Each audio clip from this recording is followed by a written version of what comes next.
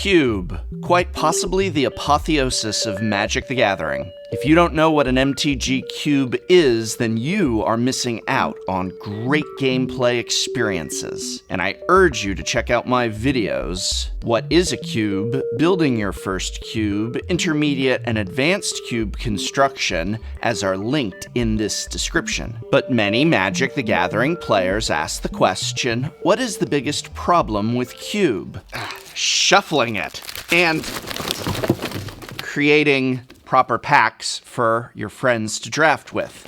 There's got to be a better way. Now Cubeamajigs, the great MTG accessory company with the silly name, has come out with Cubeamajigs, an innovative, creative, and fantastic product for MTG Cube with a silly name. So what exactly are Cubeamajigs and how do they hold up?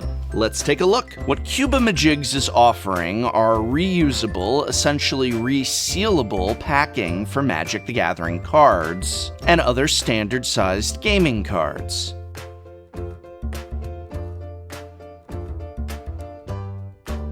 It's essentially a plastic booster pack that holds 15 sleeved cards and has a flap that opens and closes so that it can be used and reused as a kind of booster pack wrapper.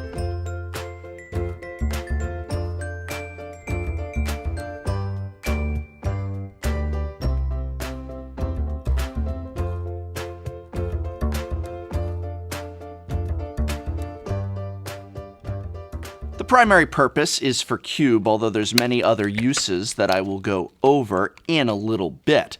With Cubeamajigs resealable packs, you can now keep your cube organized and have a potentially easier gameplay experience. With a normal cube, you need to shuffle the whole thing up, an arduous task in and of itself, then divide it into 3 packs of 15 cards for each player.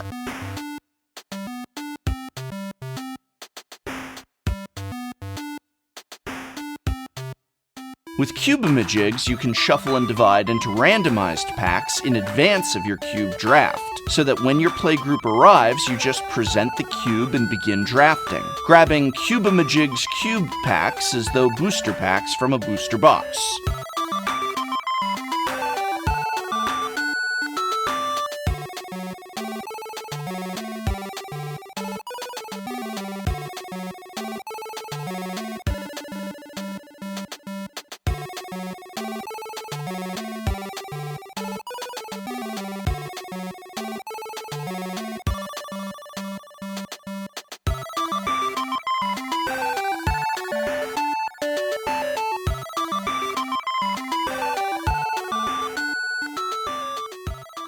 And for someone like myself, who is more than a little bit of an addict when it comes to set and block cubes, in other words, cubes that attempt to recreate a booster box draft of a certain set, such as my triple Innistrad cube or Shards of Alara cube, this is a godsend. You see, for a proper set cube, you need to keep your commons, uncommons, and rares in separate sections, shuffling each of those sections up and then creating booster packs of 1 rare or mythic, 3 uncommons, and 11 commons, just like you'd get in a normal booster pack. This is usually an awkward and inelegant system, but with these Cubeamajigs packets, I can now properly and efficiently recreate Innistrad booster packs so that when my friends join me, it's as though I am cracking open an Innistrad booster box. Fantastic. In terms of capacity, 1 pack can hold 15 plus double-sleeved cards, or 20 plus single-sleeved cards, or 30 plus sleeveless cards, or 35 12mm dice. These are made from a sturdy, durable plastic that has a scratch-resistant coating and fits into most deck boxes and gaming boxes. So these will fit in the standard BCW storage boxes, Ultimate Guard archives, holiday gift boxes, and so forth.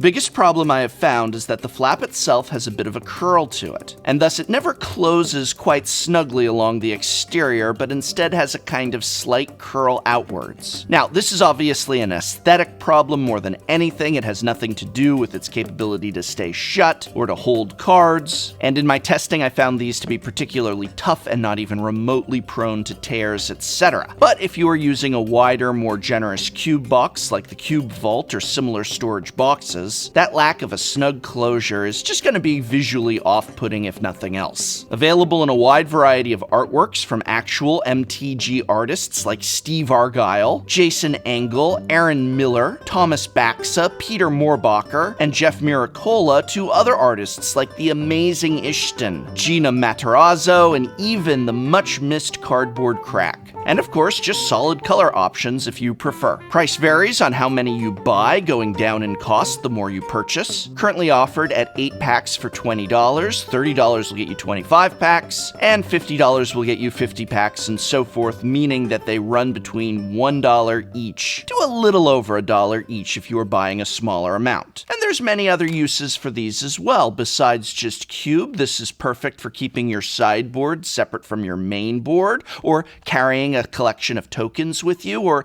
even those small dice. And of course, this works with all standard-sized gaming cards, from Pokemon TCG to even poker cards. A fine little accessory, and the only con is that non-snug closure. Grade? B+. And on a personal level, I must say, me and my Innistrad Cube are beyond happy to have these. I hope very much this video has been of some help to you. You can help me out by remembering to like, share, subscribe, or just by leaving a comment. What kind of cube storage do you use for your cube? Let me know in the comments below. And this video is brought to you by my and many other people's local game store, Card Kingdom, a brick-and-mortar pillar of this community, as well as the Patreon support of viewers such as you. These are the people that keep Tolarian Community College going and growing strong. So thank you.